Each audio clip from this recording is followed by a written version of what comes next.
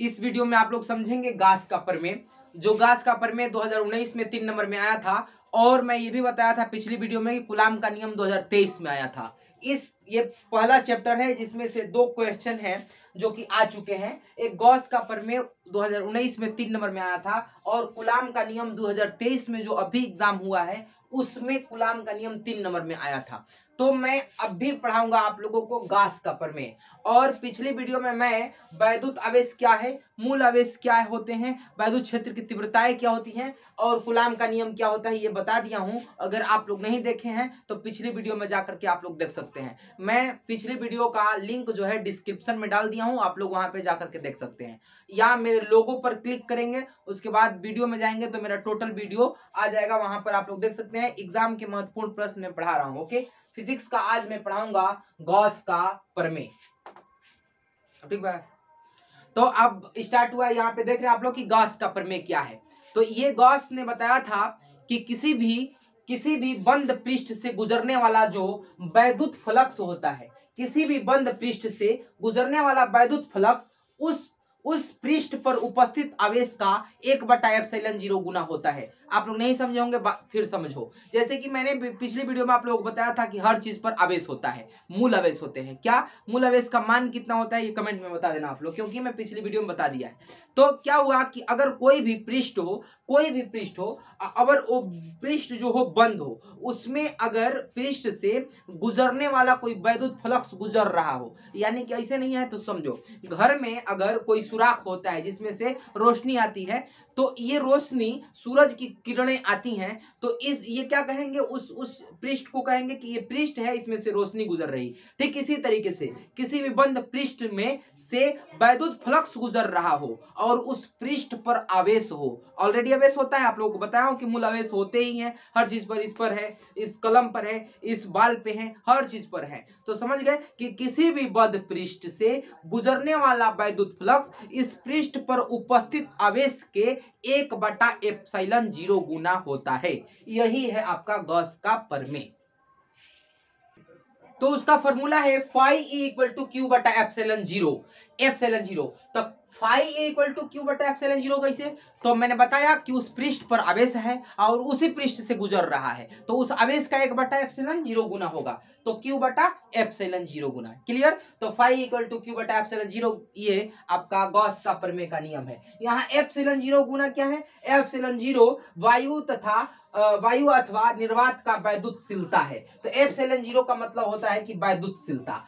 और आप लोग जानते ही हो कि क्यू मतलब आवेश होता है। इतना समझ गए? तो इतना आप लोगों को पहले लिखना है, आवेश। तो ये गॉस का नियम आप लोग जान गए कि फाई इक्वल टू क्यू बटा एप्सिलॉन जीरो, ये होता है गॉस का प्रमेय। उतना लिख देंगे, हो गया।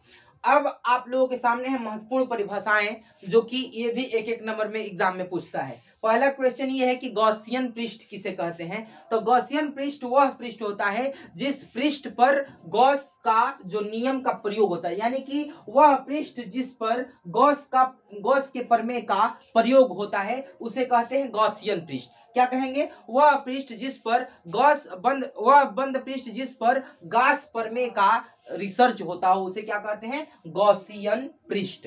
तो ये चीज काल्पनिक पृष्ठ होती हैं। ये चीज क्या होती है? काल्पनिक पृष्ठ, यानी इसको हम लोग देख नहीं सकते हैं, ये काल्पनिक चीजें हैं। समझ गए? कौन पृष्ठ? दो पृष्ठ होता है, एक वास्तविक एक काल्पनिक। तो ये काल्पनिक पृष्ठ है। गॉस के प्रमेय में जिस बंद पृष्ठ का प्रयोग होता है उसी को क्या कहते हैं? गॉसियन पृष्ठ। समझ गए? यानी कि जिस पर रिसर्च होता हो। अब दूसरा क्वेश्चन है कि घन कोण किसे कहते हैं? घन कोण किसे कहते हैं? तो किसी गोलीय पृष्ठ का क्षेत्रफल गोले के केंद्र पर जो कोण आंतरित करता है उसे क्या कहते हैं? उसे कहते हैं घन कोण। यानी समझो, जैसे तरबूजा है, तरबूजा में ठेपी मारा जाता है, तो ठेपी कैसे मारा जाता है? जैसे कि किसी शस्त्र से काट करके निकाल लिया जाता है, तो शस्त्र से काटा जाता है तो जा करके अंतिम में, जैसे कि ये तरबूज है, जैसे कि ये तरबूज हो गया और तरबूज में इसे ठेपी मार दिया गया, तो यहाँ पर जो कोण बनेगा ना, इसी को कहेंगे कौन चीज? घन कोण। क्या कहेंगे? घन कोण। यानी कि किसी भी गोलीय पृष्ठ पर यानी गोले के केंद्र पर जो कोण बनता है उसे कहते हैं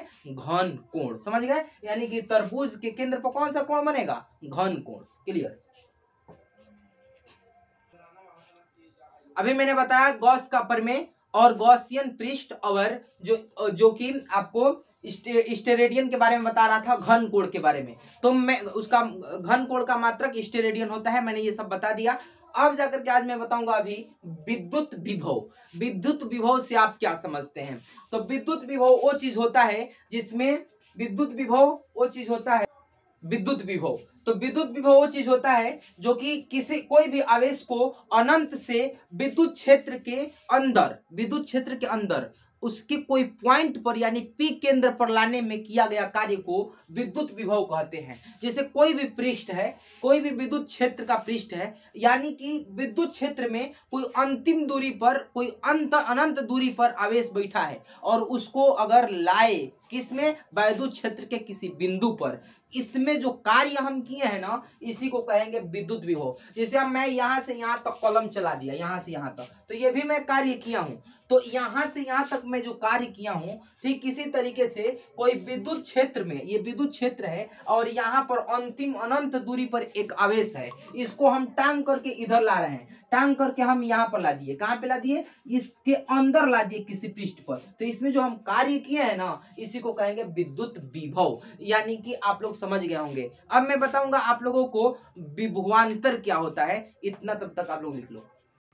तो विद्युत विभव आप लोग समझ गए होंगे कि अनंत से किसी बिंदु पर लाना है। कहाँ? अंदर, यानी विद्युत क्षेत्र के अंदर उसका। अच्छा, कोई पूछेगा कि विभव का मात्रक क्या होता है, तो वोल्ट बोलना है। क्या बोलना है? वोल्ट बोलना है, क्योंकि इसका रिसर्च वोल्ट ने किया था। अब चलिए, विद्युत विभवांतर क्या है? विद्युत विभवांतर वो चीज होता है कि किसी भी परीक्षण आवेश को विद्युत क्षेत्र के भीतर एक बिंदु से दूसरे बिंदु में ले जाने में जो काम किया जाता है, उसी को कहते हैं विद्युत विभवांतर। अच्छा, एक बात बताओ, विद्युत विभव और विद्युत विभवांतर में क्या अंतर है? विद्युत विभव में अनंत से लेके आएंगे, कहाँ? क्षेत्र के अंदर।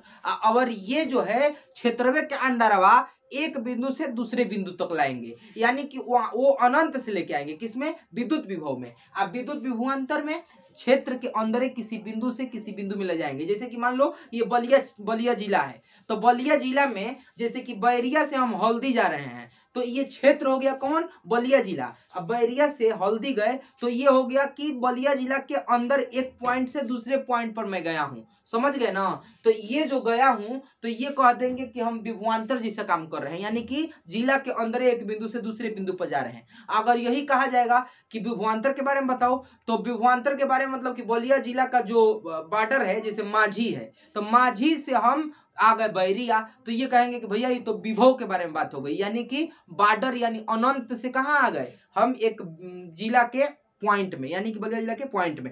आप लोग समझ गए होंगे कि विद्युत विभव और विद्युत विभवांतर के बारे में क्या बात है। यानी कि विद्युत विभवांतर जिला के अंदर पॉइंट पे बात होगी और वो अनंत पर बात होगा। अब आओ, इलेक्ट्रॉन वोल्ट क्या होता है, इसके बारे में समझाता हूँ। इलेक्ट्रॉन वोल्ट क्या होता है? इलेक्ट्रॉन वोल्ट मतलब कि एक एनर्जी है, वह ऊर्जा जो कोई इलेक्ट्रॉन 1 वोल्ट विभवांतर ऊर्जा प्रदान करता है, यानी ऊर्जा दे देता है। कौन चीज? वह ऊर्जा जो कोई इलेक्ट्रॉन 1 वोल्ट विभवांतर ऊर्जा देता है। 1 वोल्ट विभवांतर ऊर्जा जो इलेक्ट्रॉन देता है, उसी को कहते हैं इलेक्ट्रॉन वोल्ट। समझ में आ गया कि वह ऊर्जा जो कोई इलेक्ट्रॉन 1 वोल्ट विभवांतर ऊर्जा प्रदान करता है, उसे इलेक्ट्रॉन वोल्ट कहते हैं। अच्छा, 1 इलेक्ट्रॉन बराबर क्या होता है? 1 इलेक्ट्रॉन बराबर 1.6 × 10⁻⁻19 कूलाम होता है। मैं पिछली वीडियो में बता दिया हूं और ये चीज आप लोगों को याद भी होना चाहिए। इतना आप लोग इलेक्ट्रॉन वोल्ट के बारे में लिखना है। अगले वीडियो में आप लोग ये सब जो क्वेश्चन दिख रहा है, इसको हम कवर करेंगे और आप लोग ये चीज लिखते जाइए।